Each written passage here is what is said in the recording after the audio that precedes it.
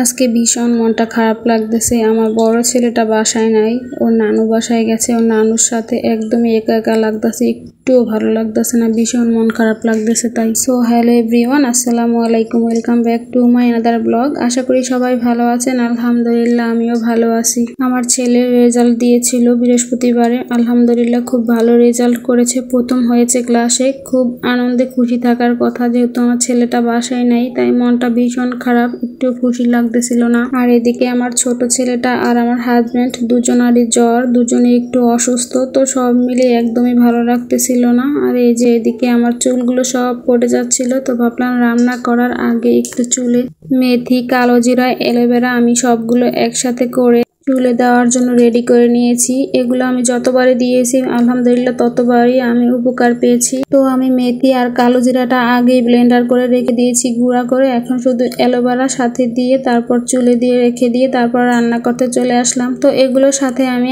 আরো মেহেদি পাতা আর দেই, চা পাতা, আমলকি, তো ওগুলো ছিল না তাই যা ছিল তাই দিয়ে দিলাম। আলহামদুলিল্লাহ যা দিয়েছি তাতেই মাশাআল্লাহ অনেক উপকার হয়। তো এই যে এদিকে আমি মাথায় দিয়ে তারপর চলে আসলাম রান্না করার জন্য। তো আমি আজকে রান্না করব পাঙ্গাস মাছ। তো পাঙ্গাস মাছটা ভুনা করে নেব, আর মুরগির ঠ্যাং, পাক, চামড়া ওগুলো দিয়ে আমি রান্না করব কাঁঠালের বিচি দিয়ে। জানি অনেক কি বলবে, ঠ্যাং, পাক, চামড়া আবার খায় নাকি, কিন্তু এগুলো আমার কাছে খুব ভালো লাগে। আমি জানি অনেকেই আমার মতো পছন্দ করেন, কিন্তু হয়তো বলেন না।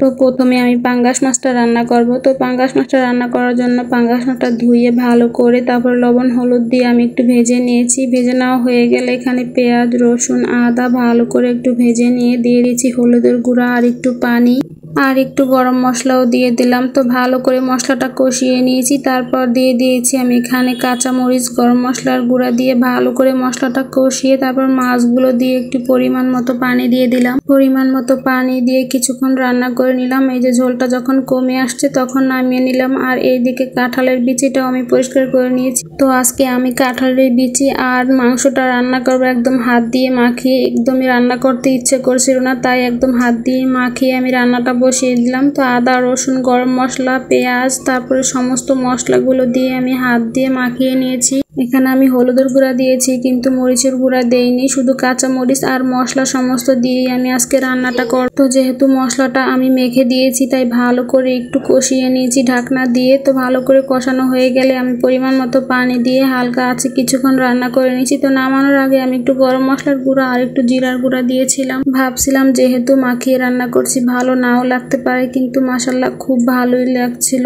দেখতেই পাচ্ছেন কালারটা, ঠিক তেমন খেতেও ভালো লাগছিল। তো আজকের মতো ভিডিওটা এই পর্যন্তই। সবাই ভালো থাকবেন, সুস্থ থাকবেন, আল্লাহ হাফেজ।